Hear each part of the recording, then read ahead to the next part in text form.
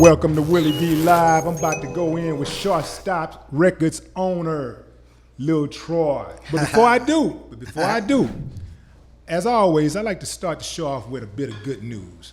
Can you imagine fighting crime with fruits and vegetables? On the east side of San Antonio, one nonprofit has been re-energizing the community with a back-to-basics approach, gardening. Stephen Luck started Gardopia Gardens while attending the University of Incarnate World as a way to educate his peers on the relationship between nutrition and poverty. He felt the best way to address those issues was through a community garden where everyone could get involved and grow amazing produce together. Today, the project that started out on a college campus has evolved into something much bigger. They now have their own location as well as gardens in 5 schools and 1 community center. This is especially important when you consider the alarming produce situation in the area. A large population lives in what we call food deserts, and these are areas where healthy, fresh food, particularly produce, is unavailable. Jeff Crane, Associate Dean at the College of Humanities, Arts, and Social Sciences said. So, people in those communities are highly dependent on very salty, sugar-laden, high-fat processed food, and frankly, often don't have the access to a grocery store at all. So community garden is a way to address that issue. By providing an alternative, Gardopia Gardens can help instill the values of wellness that contribute to a more balanced lifestyle. Even better, Gardopia Gardens has had a positive effect on one of the highest crime areas in San Antonio.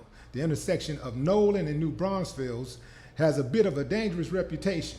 So Gardopia Gardens set up a shop there and helped change that. In the 3 years since the first seed was planted, crime within a 4-block radius dropped over 50%. Essentially, by providing a beautiful oasis in a once downtrodden part of town, they've made a significant dent in the crime rate. The theory of the organization says you can influence a particular location by making changes in its design. The goal is simply to reduce fear and improve the quality of life in the surrounding community. Local resident Sabrina Garza told the San Antonio Express News, "I would have never, ever taken my kids anywhere to the east side to play before, but now there's that space I feel safe." Now just imagine what the world would look like if more of those sprouted up in our communities. Big shout out to Stephen Luck and the folks at Gardopia Gardens for giving back. For your daily good news stories, along with motivational and encouraging content that will uplift you, download the Good Spy app from iTunes or Google Play. Ladies and gentlemen, as promised, Lil Troy is in the building. Hey, what's up, Willie D? What's up, homie? Hey, man, give me some doubt. It's been a long time, man. It sure have, man. Man, I'm gonna tell you something. I wanted to get you on the show because, you know, with all your success, a lot of people still don't know your story. Well, some people, you know, I guess we have to let them know some of the story. Well, yeah, and that's why I wanted to get you. Let's crank it up, man. You know what? Before we start though, let's do a little bit of house cleaning. You and Scarface, man, y'all used to have a little problem, and y'all got that straightened out. Yeah, man. You know, everything good now. Me and Face talk like once a week, every other week. We talking. He calling me, I'm calling him. Right. He asking me about different things about the music, what about my family and stuff. I gotta give a shout out, man. Scarface, Brad Jordan, man, what's up, man? I love you, bro. I'm glad we done got all that behind us now. We can go forward with life now. You know what I'm saying? Yeah, grown man. You sit down and settle your differences like men. And it was a bunch of bull mess anyway. You know what I'm saying? So when we got a chance to sit and really talk with each other, we were like, that was stupid. Right. As men, that was stupid. Instead of us doing music together and building our careers up, we was tearing our careers down. Just what the people want to see. They want to see us fight and tear our careers down when we should have been doing music together, building up a whole nother segment of rappers coming up underneath us. Right. But we didn't do that. Let's see how many people out there that's listening to the show go back and tell that. Yeah. Because, you know, if you'd have got on here and said, yeah, Scarface, I don't like him, and da-da-da-da, it'd have been just cranking out. It'd be crunk, boy. It'd have been crunk if I was negative about Scarface. No, I ain't negative at all. Right. That's my boy. We talk all the time. You know what I'm saying? We done got past all the riffraff, and I wish him nothing but the best, more success than he ever had before. Yeah. Now, for y'all people that's checking us out live on Facebook, this is only for a limited time. So I'm telling you, get your questions in right now, because we ain't gonna be here all day. We got a video to check out tonight. Coon 2, premiering tonight at Kings Court. If you're in the Houston area, come on down, 903 Hutchins Street. You dig? Now look here, Troy, tell us how you got started in the game. Man, got started way back in the game, early 80s, you know what I'm saying? You was around during that time in the early 80s. We started rapping and stuff, you know what I'm saying? And Scarface and Beto came to me, wanted to rap, and I put him in Beto, Scarface producer. Yeah, Scarface producer, Beto. Me and Beto used to go out and hustle together back in the day, you know what I'm saying? Right. And he was telling me about Brad. He had a little rapper.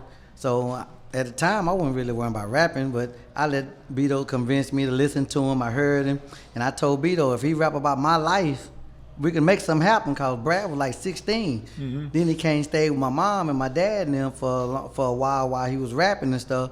And so we made up the song Scarface. I thought small time dope gang cocaine, pushing rocks on the block and never broke, man. That was the first time anybody that heard Scarface rap was on the label with me, Short Star Records. And it blew up from there, and then it went over to Lil J, and Lil J wanted it. Jay called me and say, man, Troy, I need him to be the new Ghetto Boy, man. What we got to take to make that new Ghetto Boy? I said, Jay, I ain't tripping. You can go ahead and get him, make him new Ghetto Boy, and we'll go from there.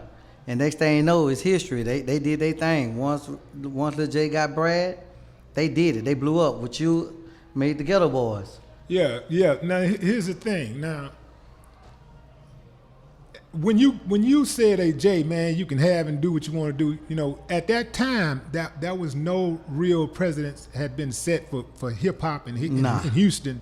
So you probably didn't have a whole lot of faith that things was gonna really just take off, right? I mean, come on. Honestly, I was making so much money from the streets. I didn't care about rap music right then. You know what I'm saying? It was we didn't have a blueprint on how this was gonna go. Or we seen other people making a bunch of success from it, so I didn't really care.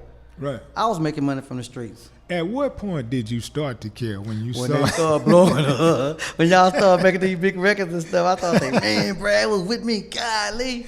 But people liked the first song I put out with him, so I knew I was on to something. I knew about what I was doing once I did that first song. And then Jay and them came back and re-recorded the same exact song and blew off of it. That let me know, hey, you got something. Now, how did you get in contact with Jay? How did Jay get in contact with you? I had a record coming on Lydia, Scott and Lydia. They came over to the studio one day and told me he wanted him to be the new Ghetto Boy.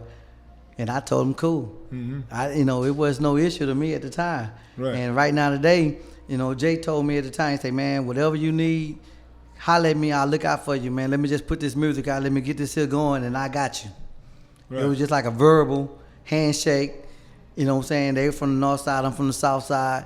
So it was like, let's just do it. It didn't make no difference to me at the time. And as of right now, they made H-Town what it is. You are part of it.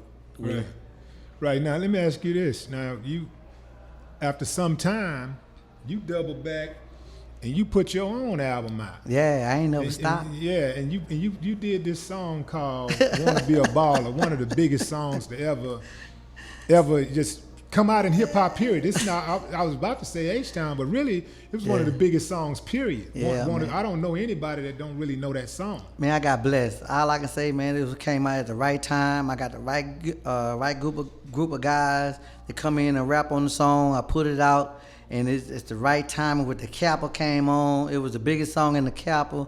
As of right now, today, it's one of the biggest songs still out of H-Town. No disrespect to nobody out that's putting music out of H-Town, but if you don't know about Wanna Be a Baller, Lil Troy, you're not from H-Town. If you don't know about Wanna Be a Baller, you ain't from hip hop. Period. And like I said, that was one of the biggest songs in hip hop. Period.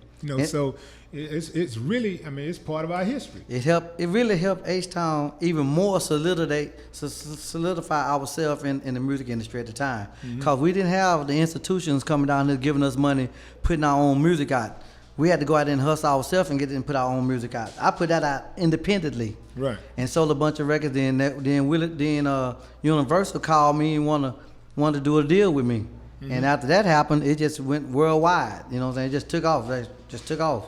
Right. So And then when it took off, you had to go sit down. I had to go sit down, man. That was the worst feeling in the world, man. Got a hit song and got to go to jail. Yeah, you had the #1 song in the game. Yeah. I mean, it was. I don't know if it was #1, but it felt like #1. It was close to it. Here's the thing that I didn't know. I didn't know that the album had only reached like number 70 on the top 100, but you sold 2 million copies. Yeah. So that's a testament to the strength of the album and the longevity. You had longevity with that album. Right now today, it's still playing, and it's like, matter of fact, when I got to go to jail, I recorded my second single, and my second single with my boy that's sitting next to me right there, Willie D. That Where the Love At. Where the love at. Yeah, you know what I'm saying? Told me there'd be days like this. But I wouldn't listen. Never And question a woman's intuition. My ambition is to give you what you're missing. Sweet love. Take off your shoes, come get your feet rubbed. And matter of fact, baking bubble bath, that'll be the shit. Anybody that don't believe this can't eat a dick. Ooh. Oh man. Hey, okay, matter of fact, you know, they be talking about everybody ghost writing and shit, but guess who wrote that? My verse for me.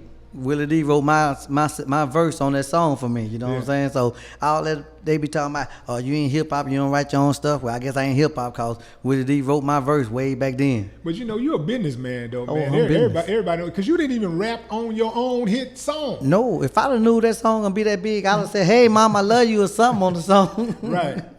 Yeah. But I didn't, you know. But I know to go and get surround myself with people that got talent to do what I need to get done. Right. You know what I'm saying? Business-wise. So that's why I associated myself with you to come in. I think you wrote like 3 songs on that album for me. Mm-hmm. How did you know where you get this insight from to go out and get these people that you needed to get to make this record work? Well, what I did was I watched Quincy Jones did Accused You joint back in the day when he went got that's all the template. He went got all these top entertainers and put on the album with him and put himself on the cover and says Accused You joint. Right. So and I'm like, well, Quincy did that. He's a legend already. I can just get all these guys I know out of H-Town to rap on the song with me and put me on the cover because everybody in the streets know Lil Troy already from being in the streets already, right. being doing music already. This is my album. So that's what I done. I just followed the blueprint that was already set forward to me from Quincy Jones. Mm-hmm. And it worked. Now you got DJ Khaled doing it now. Mm-hmm. Yeah. Well, who else did it? Somebody else was doing it in hip hop too. Ann Banks, one dude from California did it too. He did it. He was doing it. I forgot who else did that. But I got it from Quincy Jones. Shout out to Quincy Jones. I appreciate it. Much love. And also, man, while we speaking on Wanna Be a Ball, I gotta give it up to Prince. Appreciate Prince did not want no publishing or nothing off the song. If anybody know, Wanna Be a Ball is Lil Red Corvette. So if you didn't know it, you know it now. Man, I never knew that. Wanna Be a Baller is Lil Red Corvette. And Prince. Man, how in the hell you get Prince to okay that He song? loved the way we mixed it and did it. And Universal was going crazy when they found out after they put it out. We started selling a bunch of records. Then they found out it was a sample from Prince, and Prince didn't want nothing from it. He let us have it. Let us do it. Too cool. Too cool. That's, Much love, that's Prince. That's the thing that people didn't know. Prince was a real cool dude, man. Yeah. Let me ask you this, man. So after Wanna Be a Baller blew up and everything, and you know you got all of the fame, you got all the action and everything, and then you know you have to go sit down, and then you have to go back out and crank that machine all the way back up. Yeah, I sat down for 11 months, and when I got ready to get out, I called Universal and told them, hey, I'm getting ready to get out. We need to start the music right now. Lil Troy walk the walk, talk the walk, big baller shot called a Fresh Off Lock. They couldn't foresee to do that at the time. I'm like, this is what we need to do. Start the campaign right now while I'm locked up. I'm finna come home. When I got home, they didn't want to do it, and then I come up with another album. They say, well, we need to hear your music first, and then we give you an out date. I said, no, you didn't hear my music before. I put it out. I'm my own CEO. Right. I'm my own A&R. So they were talking about, well, we need to hear your music. No. I tell you what I want y'all to do is release me off y'all label. Mm-hmm. And they was like, Troy, you serious? I said, I'm serious. If you're not gonna let me put my own album out when I want to, release me off y'all label. And I had a clause in my contract said pay or play. So once they released me, they had to pay me $150,000 just to get off their label. Right. So people don't do that. They don't know nothing about that. But I put that in my own contract at the time. And then I turned around and went and did a deal with Koch Records when I got 60-40. I got 60% of the dollar then, which I did a better deal and got money up front. I put the album out with Lil Flip. First time anybody seen Lil Flip on BET, he was with me on We Gonna Lean to the Left and Lean to the Right with my boy named Artist. And we put the album out September 11th, the same day the World Trade Center got hit. Matter of fact, I was on the phone with Mr. Dave, my A&R people, that we finna do all kind of radio interviews that day. And all of a sudden he say, Troy, I'm gonna call you back, man. This some fool just ran into the World Tower, the train center. So I'm like, oh, for real? So we started talking. When by that time I done turned it on the TV, I'm watching it. Here come another one coming. He said, Troy, I gotta go, man. Another one, man. There's something going on. I gotta go. So he hang up the phone. I see the second tower get hit, cause I'm finna do interview, talk to all these different radio stations about my new album coming out. But as you know, once that tragedy hit, it killed the album, killed my vibe, killed everything. Right. Killed the music scene, period. Killed the world, actually. Killed my damn song. I was mad as hell, boy. I had a song out, that Dear God song. Yeah. Man, I was #1 on the rap charts, man. Like number 8 on the R&B chart. I'm killing. I'm winning. Yeah. And them damn fool, boy, I wish I knew that. I wish their ass would have survived. I'd have broken jail and killed them bastards myself. They killed me, man. I'm mad. I'm still mad about that, man. Off my first album, I went and got the great big old house, 5,500 square foot house. I got the Benzes, I got everything. I got everything I wanted, all the jewelry I want. So the second album is finna sustain me and keep me going. Right. And all of a sudden it came out September 11th, and everything my whole world, like they just took out the carpet from underneath me. And really, the music industry really ain't never fully recovered since. It hurted. It ain't recovered since. Man, where in the hell is little T2? T2, man, he just come back from this weekend with Soulja Boy. I had him down there with Soulja Boy at Soulja Boy house doing some music, him and Sean Kingston and stuff. So he's still doing his thing. He was a young dude when he first came out. That's Troy's son, y'all. Yeah, little T2. He was young when he first came out on my first album back then. Yeah, okay. But now he's up in age, he's getting there, his talent. He went to jail for 8 years. I got to tell y'all, he went to jail for 8 years. Universal was trying to sign him. They offered me some money, and I told them that wasn't enough money what they offered me, but and the points weren't right. Mm-hmm. So after that, that's when me and Scarface got into it and stuff, and he and T2 went to jail. So that killed his whole little vibe by going to jail 8 years. But he home now. He doing good. He got a new mixtape coming out, Delayed Flight, coming out real soon. So be expecting him real soon. Flight. That's a hell of a delay. Yeah, delayed flight. A hell of a delayed flight. Now look here, man. Chris Bailey asked, who influenced you? Now I think you kind of partially answered that when you said Quincy Jones, but who in hip hop particularly influenced you? Hip hop didn't influence me actually at the top. My mom, my dad played in the music business.